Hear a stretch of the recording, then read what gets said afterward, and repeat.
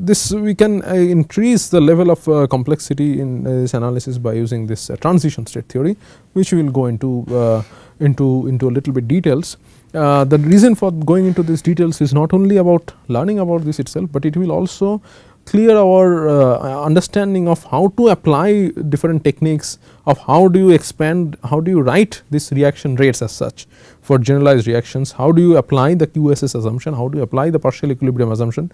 So, in this, that is why I have chosen this transition state theory derivation, because it not only gives you a very interesting idea of what is happening, what are the steps involved. It is not only just collision, there are more steps involved, and it will become very apparent that there must be a step involved in chemical reaction, which actually comes from the concept of activation energy. But it will also, this analysis will also tell you, will also give you the confidence to basically apply reactions, write reactions in their generalized form, and then apply the QSS assumption and the partial equilibrium assumption as the case may be. Okay. Now, yes, we talked about activation energy in the collision theory, in the collisional theory of chemical reactions. But here we see that it is recognized that upon collision of between molecules of the reactants with a collision energy in excess of EA, that is what we assumed also, but here we add one more thing which was not there. We consider the formation of a highly energized unstable molecule called the activated complex. Okay. So, this we did not consider before. Now, this is important because this basically accounts for all the different changes of the structure that is taking place in the molecule, alright. So, this theory is actually a very sophisticated theory, and present day calculations of this rate constants K, EA, T, alpha, B, all these things actually use transition state theory, of course in a higher level of complexity that what we will be doing here, but the foundations will be laid in here, and those calculations, those very modern calculations involve transition state theory to calculate the rate constants. Okay. But the basic funda is this, that is a highly energized unstable molecule called the activated complex is formed. Now, these activated complex once formed possess a number of vibrational modes, and the bonding of one of these modes is particularly weak. Okay. And during the first such outward vibration, the complex breaks up to produce two product molecules. So, yes, reactant goes into products as it happens, okay, but it does not go into a product directly. It goes into the products through an intermediate step, which is the formation of this activated complex. Okay. So, now let us consider how this activated complex is formed. Okay. So,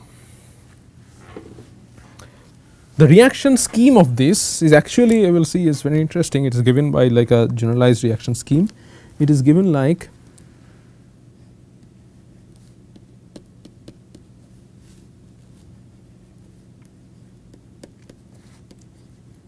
Ri is the reactants, K1 F is the forward reactant, reaction rate constant, K1B is the backward reaction rate constant, and this R cross is formed. R cross is the activated complex. Okay. So, this is the first step, step 1. Step 2 is this activated complex, being a highly unstable molecule, decomposes through a reaction rate constant K2 to form products.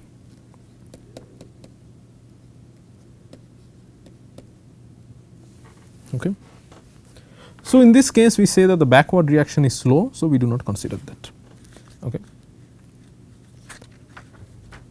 Now, so you see that this is a very generalized reaction scheme that we have written, and this will also allow us to understand the whole things that we discussed previously. Okay. So, now we are interested in the rate of change of concentration of the reactant. Okay. So, we will write d Cri dt, okay, that is given by, now you remember the thing, that is omega I cap divided by nu I double dash minus nu I dash is equal to omega j cap by nu j double dash minus nu j dash is equal to omega reaction rate, right. Remember this, and this is nothing but dC I dt, this is nothing but dCj dt. Okay. So, now we can write as this, for dCri you see this is 0, this is 1, this is essentially nu I dash not 1, sorry. Okay. So, we can write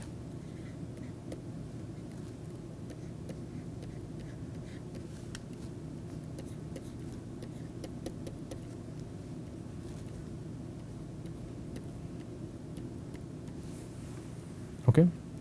So, the rate of change of concentration of Ri changes because it is consumed in the forward reaction, okay. But it is also being produced in the backward reaction when R cross recombines back, reforms back to Ri. So, that will contribute.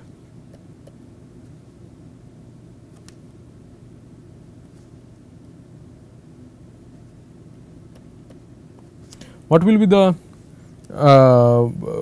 next, what we will write? What is this this form take for Ri, R plus plus? You see there is only one species involved, that is R, so not R plus plus, R cross. So, and that exponent, the stoichiometric exponent of that is 1. So, we will only write, right. Similarly, for the next reaction we can write, not only for the next reaction, for the formation of the activated complex, the rate of formation of the activated complex we can write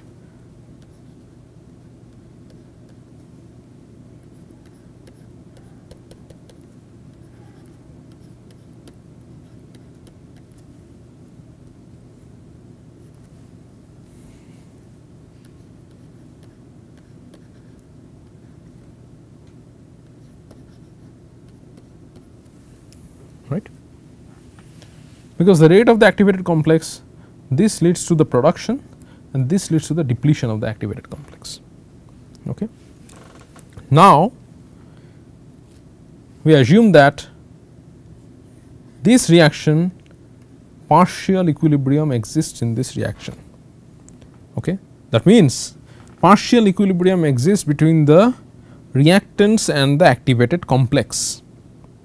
Okay. And then we will assume that the activated complex itself is a steady state species. So, these are the two assumptions we will make, but what is the consequence of this? The consequence of this is that if this is 0, we basically this goes on this side and this goes on this side, we can write Cr plus plus is nothing but, and these two cancels, and this we write as K1f by K1b times product of j is equal to 1 to n Cj nu j dashed, right, and this is, we know it is Kc. So, we will represent this by this, the equilibrium constant for the reaction in which the activated complex is formed. All right. Now, if you multiply this reaction with nu I dashed, nu I dashed, nu I dashed, and add these two reactions, okay, what will you find? You will find that dCri dt plus nu I dashed dCr dt is equal to what? This goes to 0.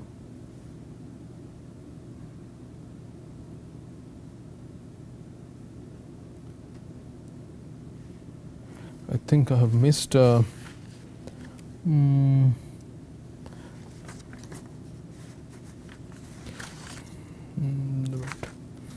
I think this is the one reaction is missed.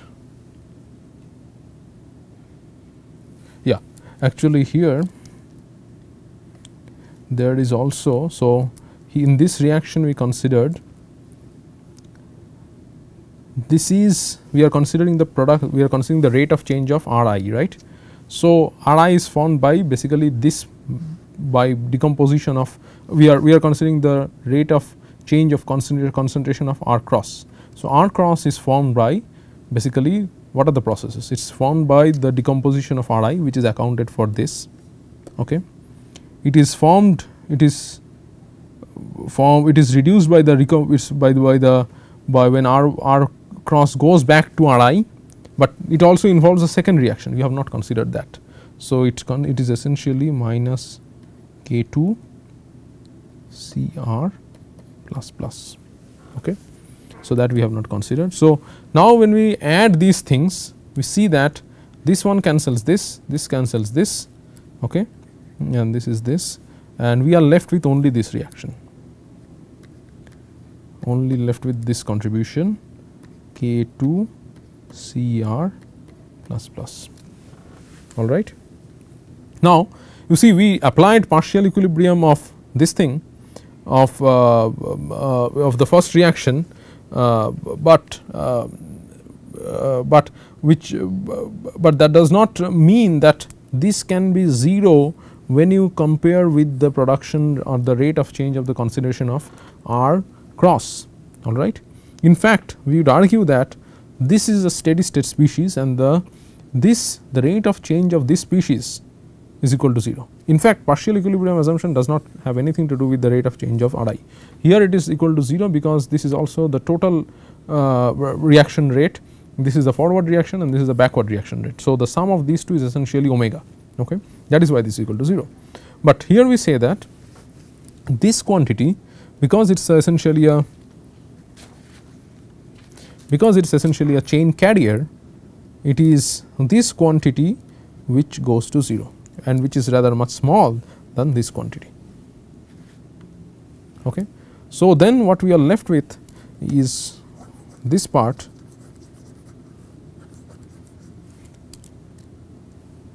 this, and we can substitute the relationship from here to here, and we can find that dCri dt is equal to minus nu I dashed K2 Kc cross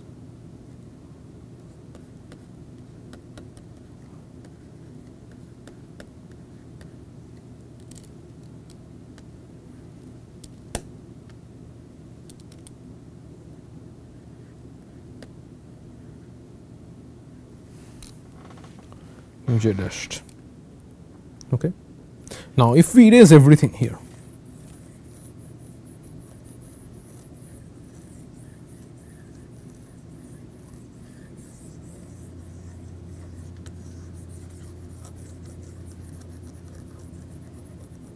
if we erase everything,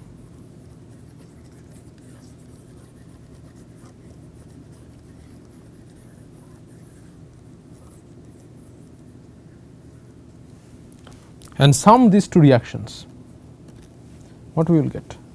The overall reaction is this thing.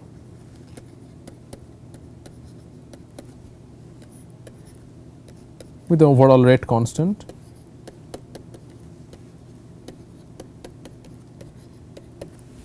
reactant goes to products, right. Now if you compare now, and how would you have written this thing? You would have written this thing in this manner, that is dCri, for this overall reaction you could have written dCri dt is equal to minus nu I dashed reaction rate constant K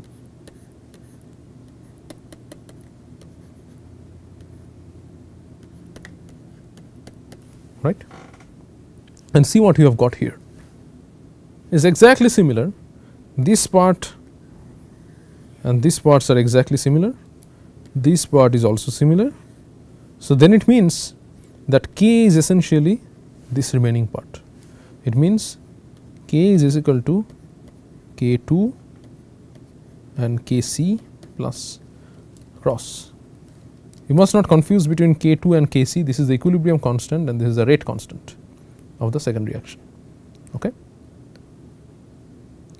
So, then using this we can obtain the net rate constant of this reactants going into products, but for an elementary reaction. Okay. This is definitely not for global reactions where methane plus oxygen goes to water and carbon dioxide. This is true for a reaction which interacts at the molecular level, H plus O2 going to OH plus O. We are decomposing that reaction H plus O2 going to OH plus O into two steps, okay, where H plus O2 reacts to form an activated complex. Okay. But the overall rate constant of this elementary reaction H plus O2 going to OH plus O, that is given by this kind of a thing, K is equal to K2 plus Kc cross, alright. Now, how do you obtain Kc cross?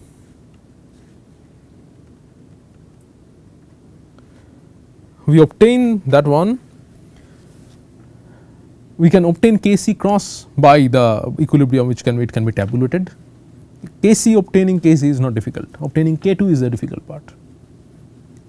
We can obtain K2 by considering that the vibrational energy of the particular bond which ruptures is provided by the translational kinetic energy of the two colliding molecules. This is where the collision comes in. So, we assume that the collisional kinetic energy is equal to the vibrational energy. Collisional kinetic energy is given by 1 kT is equal to H naught, which is the Planck's constant, times the nu, which is the frequency. Okay. And we assume that the products formed during one vibration and the decay rate is given by K2 and the vibrational frequency are given by nu, and we said the decay rate is equal to the vibrational frequency because both you see both have units of 1 per second, okay, decay rate, and then we can set it like this is equal to nu, and then we can, if you substitute this here, what you will get is this is your K2 essentially and this is your Kc cross. So, the overall rate constant for the reaction was, if you remember, K2 times Kc cross, and then that is given by this. So, now using the law of mass action, using the this postulates this assumption from this actually comes from quantum mechanics, that the vibrational energy is equal to H 0 times nu, the first mode of vibration. Okay, we can essentially find the this thing, the reaction rate constant. So, if we just recapitulate what we have done that we have what we have done is that we have considered the activation formation of this activated complex, where this reactants goes to form this activated complex and this activated complex goes to form the products in two steps. Okay, first one involves K1F, K1B, and the second one rate constant K2, and this is actually the state of the activated complex that we can consider, and this involves the two reaction rates, the rate of change of the concentration of Ri and the rate of change of the concentration of R cross, and these are given by these two sets of equations, and we can apply partial equilibrium for the activation step which gives this thing, and we can apply the partial quasi steady state assumption for R cross which gives this, and then when we compare with the overall reaction we get K is equal to K2 times Kc cross, and by assuming that the kinetic energy is equal to the vibrational energy, we can arrive at this formula that K is equal to this is K2, K is equal to Kc and Kc cross, and we can arrive at this formula that K is equal to K0 T divided by the Planck's constant times Kc plus. Okay. So, this is a very important derivation. This tells you how actually this not only tells you how to derive the rate constant, but it also tells you how the reaction is happening between two molecules. Okay. Now of course, then you can relate this, we can go from Kc to Kp. I mean I will just show you the steps, and by using this, and then you can use it in terms of write it in terms of the Gibbs free energy, and you can use the rate constant in terms of the Gibbs free, as you know, the delta G 0 cross for this change of the Gibbs free energy for this process is given by the enthalpy change in enthalpy times the temperature times change in entropy, and then you can write it like this, and you can basically, if we can find it in this kind of a form. Okay. If you are interested, you can look into Law's book or any other book on this transition state theory, but I will not go into the details. But this is how you can finally represent K in this kind of a manner, which is similar to our Arrhenius form. Okay. So now then the last thing of this, the reaction rate theory that remains, is the theory of essentially unimolecular reaction. The unimolecular reaction is kind of an isomerization reaction or a decomposition reaction when a molecule itself spontaneously can go into form a product, is a really high pressure limit of a second order reaction. Actually this does not happen spontaneously or itself, it needs to be collided with another molecule M, but M as such does not participate in the reaction because it does not change in its own structure. So M can be an inert gas or any other molecule as such, which does not participate in the reaction, but it changes the R to P, as you see here. Okay. Now these unimolecular reactions have a very interesting character. The rate constant of these reactions they are become basically pressure dependent. Now when the rate constant become pressure dependent, if you are an engineer, if you are designing an engine which works at for a gas turbine engine or an IC engine, you must be concerned, okay, because all these engines operate at high pressure, and you need to basically have the reaction rates at high pressure. Okay. Gas turbine engine operates at a 30-40 bar or 30-40 atmosphere, so which is roughly about say here. So as you can see that the rate constant for these unimolecular reactions at 30-40 bar is very different from the rate constant what is that here, right. And basically it comes from the fact that that is basically the change of the order of the reaction. Okay. So for the spontaneous reaction we can write that dCr dt is equal to minus K times Cr, where when pressure tends to infinity, this is essentially a first order reaction. But when as pressure tends to 0, this behaves as second order reactions, we can write the pressure K is basically, you see that it behaves in a linear manner, and when it behaves in a linear manner we can write K is equal to K0 times P, and pressure, as you know, is proportional to the number of moles. P is equal to nRT, P is equal to PV is equal to nRT, V is equal to 1.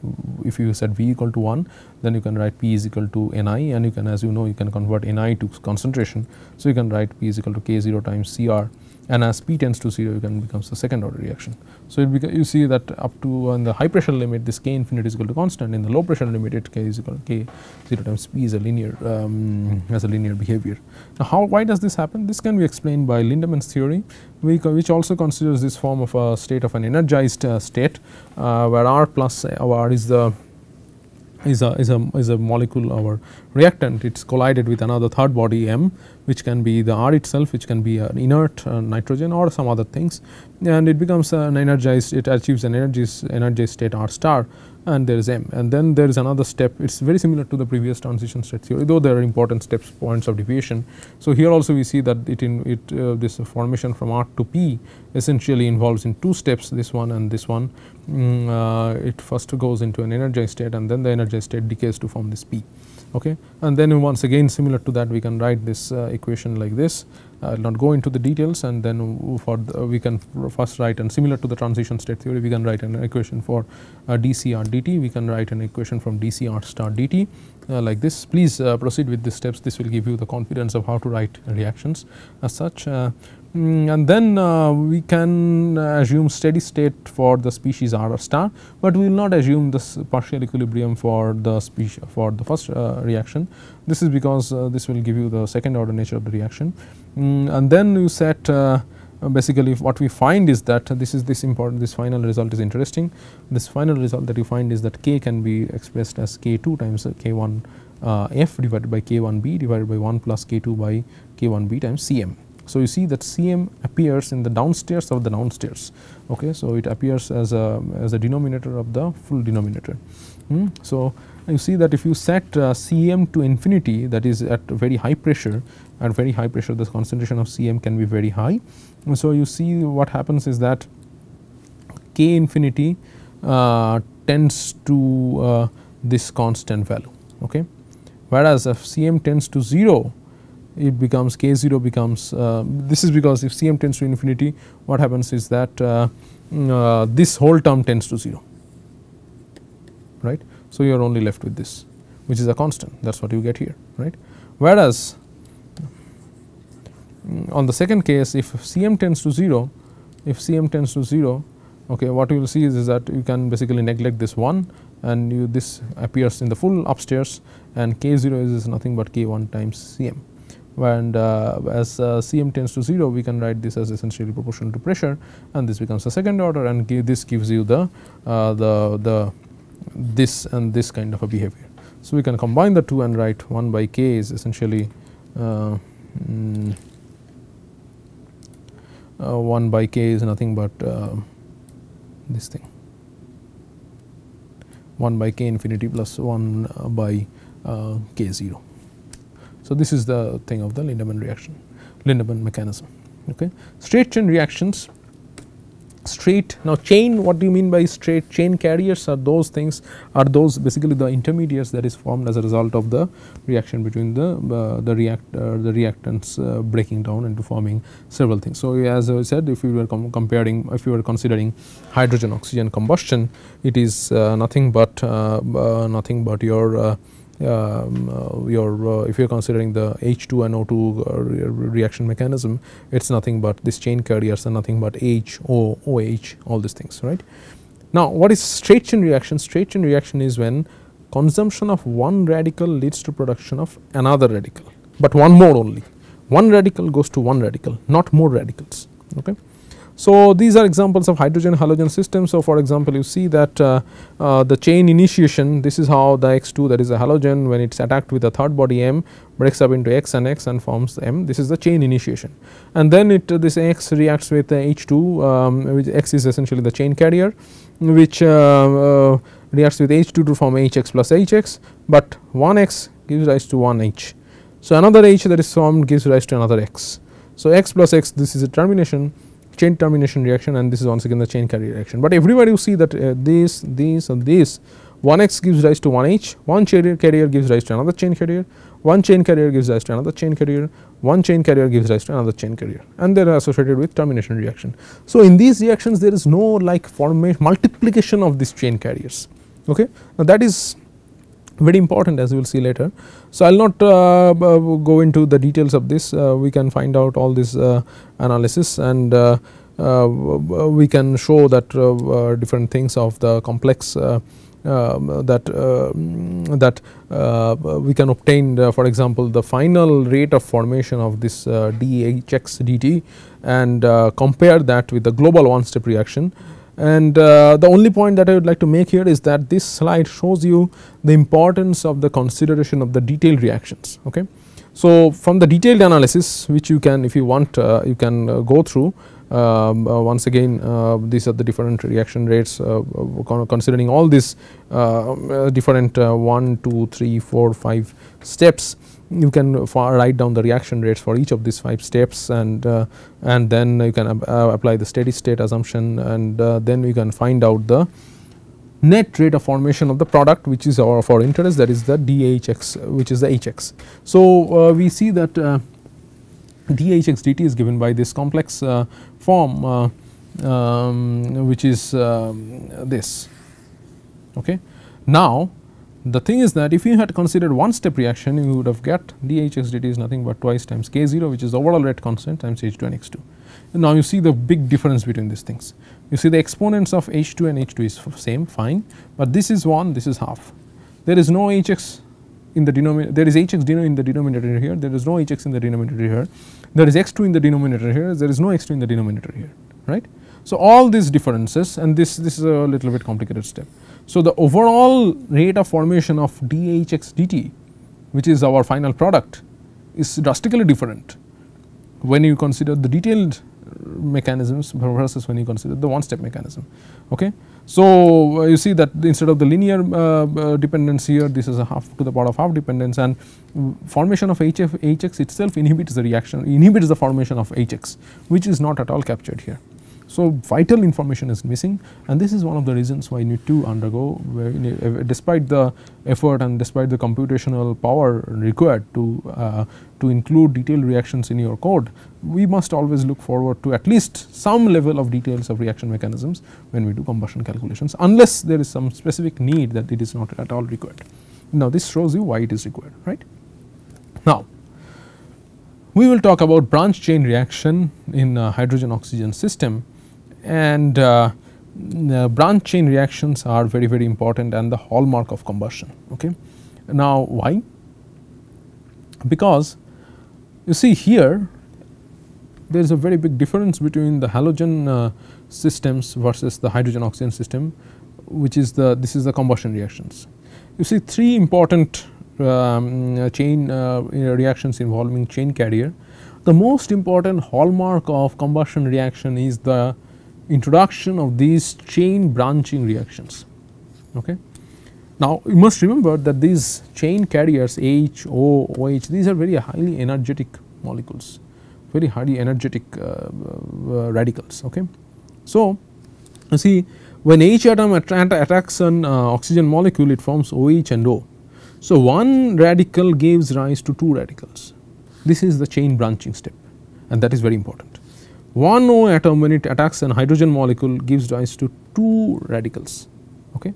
So, here it is chain carrying, one radical gives rise to another radical, that is H, but here one radical gives rise to OH and one radical gives to O. Here one radical gives rise to OH, another, and it gives rise to another radical H. So, there is a multiplication of these chain carriers that is happening in these steps. Okay. And of course, this does not happen in one mole, it happens to series of molecules, right. So, in each, if there is a factor of 2 involved in each reaction that is happening in many molecules of oxygen, many molecules of hydrogen that is there. So, each of these involve like multiplication of OH and multiplication of these chain carriers, and these result in the explosive or this very rapid reactions that are involved in combustion. This is a chain branching reaction, and also of course the thermal nature of the reaction, that which involves this large Arrhenius number, which confines reactions in a very short amount of time. So, this exponential nature of this reaction rates, large Arrhenius number, and these things are actually contribute to the large the large very fast nature of the combustion reactions. So, you see that in this H1 to H3, if you consider the next overall step, 3OH2 plus 2 plus O2 gives rise to H2O plus 2H, which shows 2H radicals are produced per cycle, right. So, that is very important. So, these radicals are multiplied. Okay. Now, chain carrying steps can be weakening, because you see here H plus O2 plus M goes to form HO2 plus M, and HO2 is rather benign, rather inactive radical, which is not very energetic. So, it can be weakening also.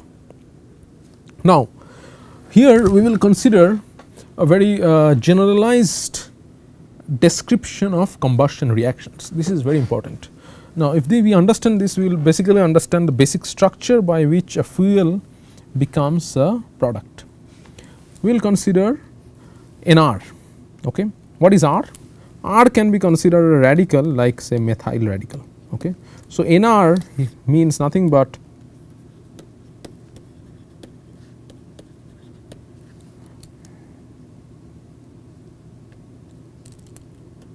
this sort of things. Okay. Many number of CH3, CH3, CH3 involved, or it can be like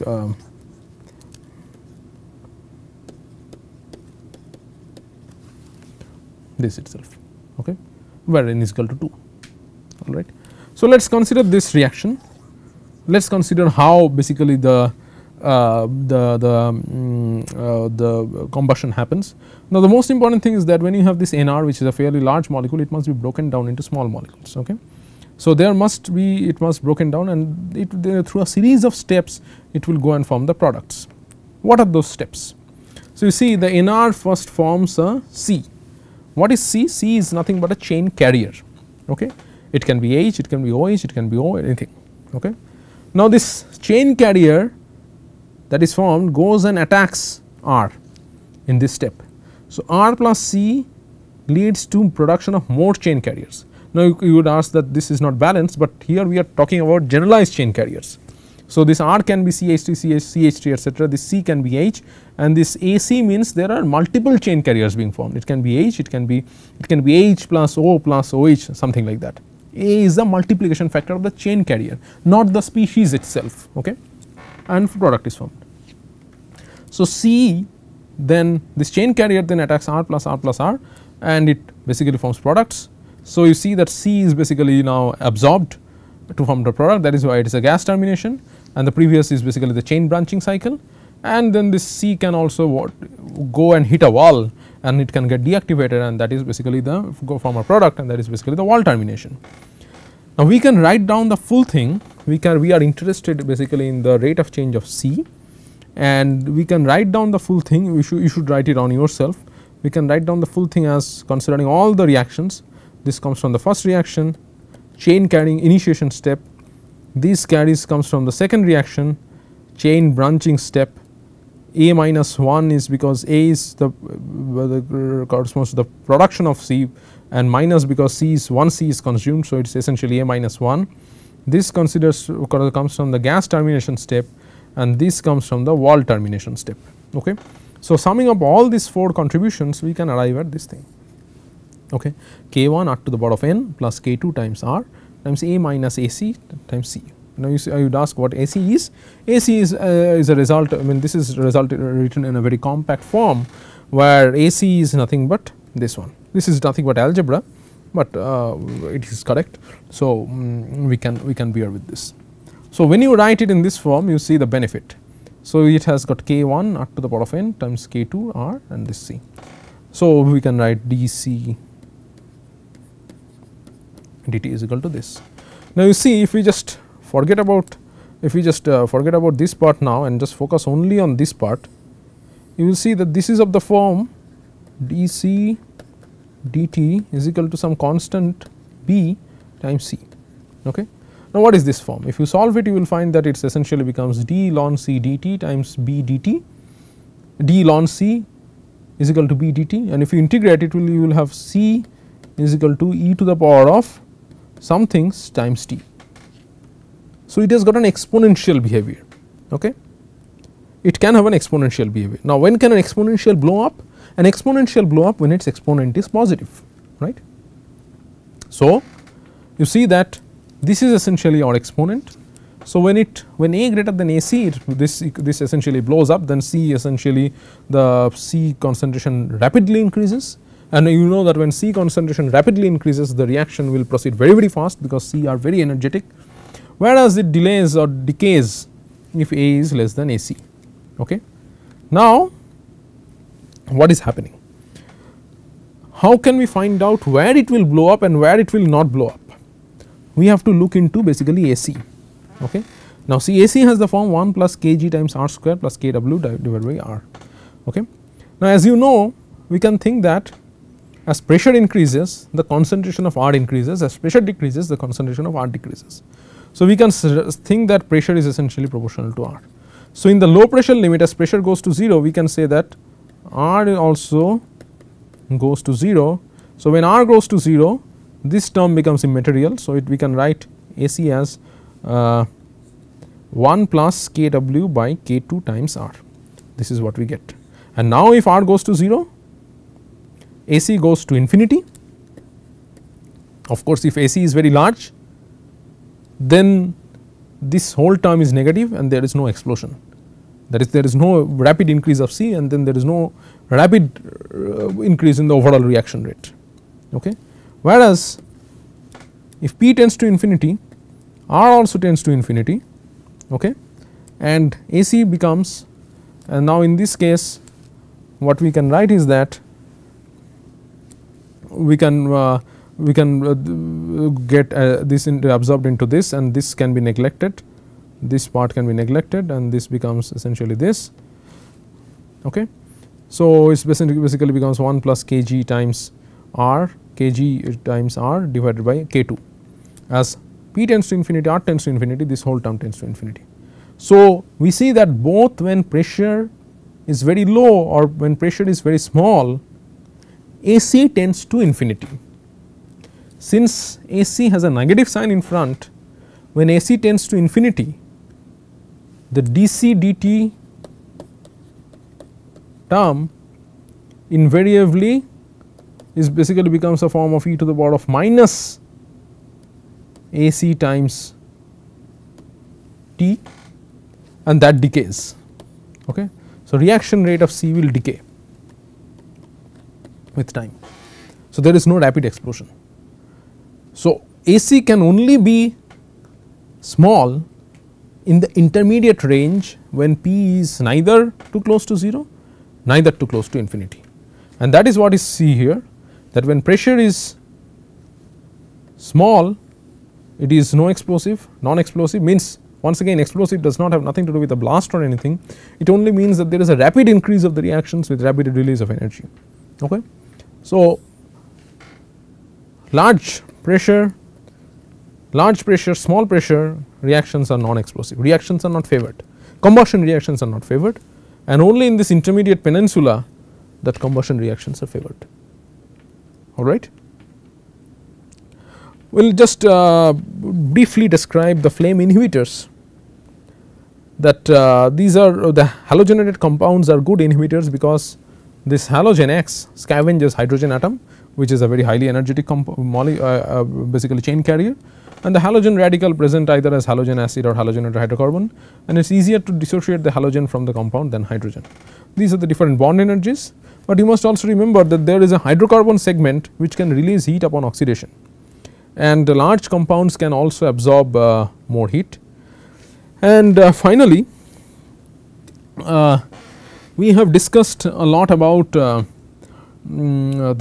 theoretical derivation about of K, which is very important, but this theory, as you know, in any branch of science, the theory that you develop or the computations that you do, that has to be validated by experiments. So, those reaction rate constants must be validated by experiments, either for individual reactions or for global parameters. How do you do that? So, these are few of the techniques, few of the experimental setups actually, you see, to which uses through which this reaction rate constants are evaluated.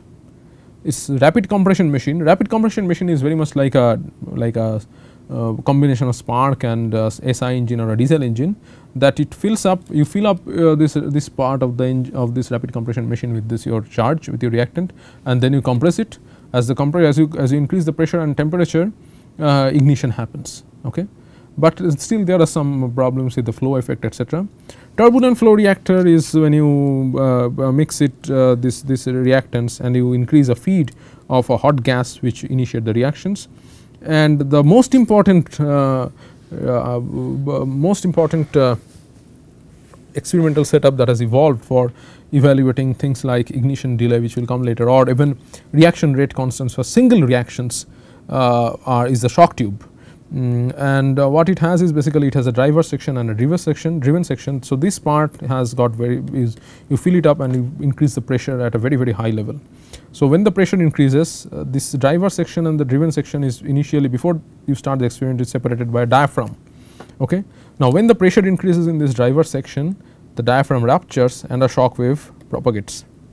Okay. And the shock wave propagates, it hits back here. It goes to the end wall. This part you fill it up with the reactants, the rate constants of which you want to measure, okay, or the ignition delay of which you want to measure. So, this part you fill it up with the fuel air mixture. So, the shock goes and hits this end wall and it reflects back, and as you know, the downstream of a shock you have got increased pressure and temperature. So, there is almost an instantaneous increase in pressure and temperature, and you can by controlling the shock motion, you can control the pressure and temperature that is being raised to, and you can basically estimate your rate constant at that given temperature and pressure. Laminar flame is also useful, but then you know the difference between a flame and this kind of reactor is that that flame involves transport, it involves conduction, it involves diffusion, and whereas these things that we have discussed in the shock tube, even though there are some problems with recent problems that has emerged with flow non-homogeneities, but still it is as close to homogeneous as possible. Okay, it is one of the best methods to obtain the reaction rate constants, and because there is no only reaction is happening in a given amount of time, there is no transport effects involved, but still the laminar flame is used to basically validate things like as we will see later, when you can combine reaction rate and transport and obtain quantities like laminar flame speed. But with this class we have covered a lot of ground, in the sense that we have discussed laws of mass action, we have discussed basically how to write a reaction rate in terms of the reactants raised to their stoichiometric coefficients.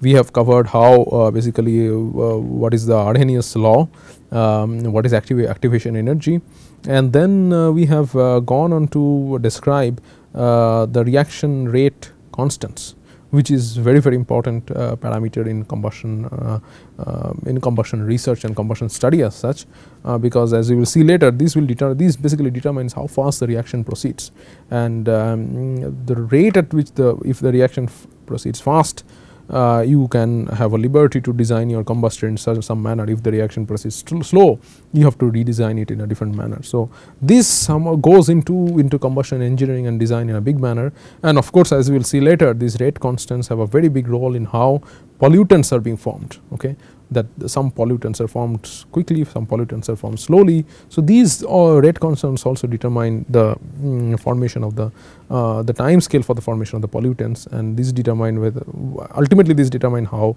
a flame will could be stabilized inside a combustor, or it cannot be stabilized inside a combustor. So then we have to develop further mechanistic understanding of the reaction rate constants and how reactions actually take place. We have gone on to describe two kinds of theories, which is the collision rate theory, which is the collision theory, and the transition state theory, and also we have discussed unimolecular reactions, how pressure can affect reactions, the two high pressure limit, the low pressure limit, and then we have gone on to describe this generalized behavior of combustion reactions, which highlights that in combustion the very important part is this chain branching cycle alongside this large activation energy. So these large activation energy and this chain branching, these are the two most important hallmarks of combustion science, and we need to determine them experimentally also, and that we have seen that this rapid compression machine and shock tubes, and these are the most important techniques by experimental setup by which these parameters can be determined.